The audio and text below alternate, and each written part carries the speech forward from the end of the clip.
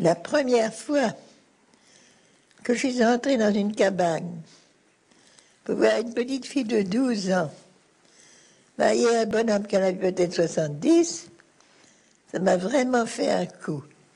Il était étendu, il demandait à boire, il parlait à peine. C'était quelque chose d'incroyable. Et cette petite qui était là pour le servir, c'était sa femme. Je dis, mais mon Dieu, mais quel esclavage, mais comment on va pouvoir faire pour changer ça? Ça a été une véritable lutte, mais maintenant, ça y est, pas pour toutes, hein, pas pour toutes. Mais enfin, une bonne partie maintenant des filles ne sont plus mariées à 11 ans. Elles vont jusqu'à l'université et elles se marient après avec qui elles veulent. Leur vie a complètement changé.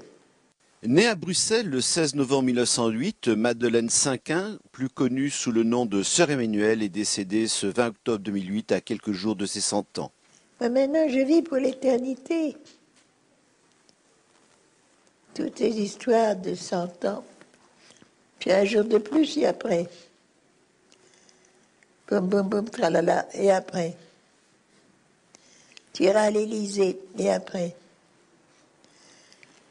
Non, vraiment, ça ne me fait pas grand-chose. Et pour dire que ça m'impressionne, non. Ça ne vaut pas la peine. Ce sont les hommes qui ont inventé ça.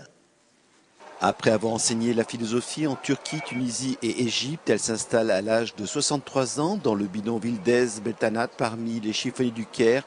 Pauvre parmi les pauvres, elle y restera 22 ans et fera construire, grâce à Jean Sage de l'opération Range, une école, un lycée, un terrain de jeu, un dispensaire et une maison pour la femme.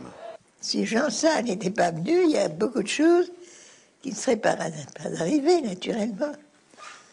Jean nous a beaucoup, mais beaucoup aidés.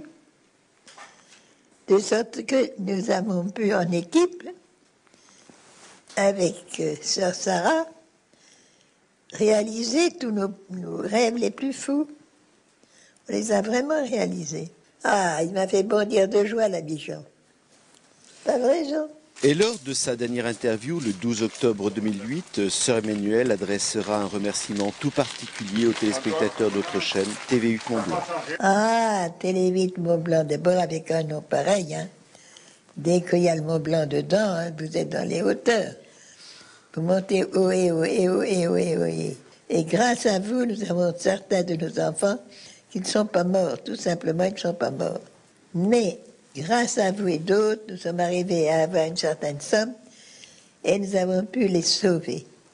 Vous savez, sauver des enfants qui meurent, hein, c'est extraordinaire.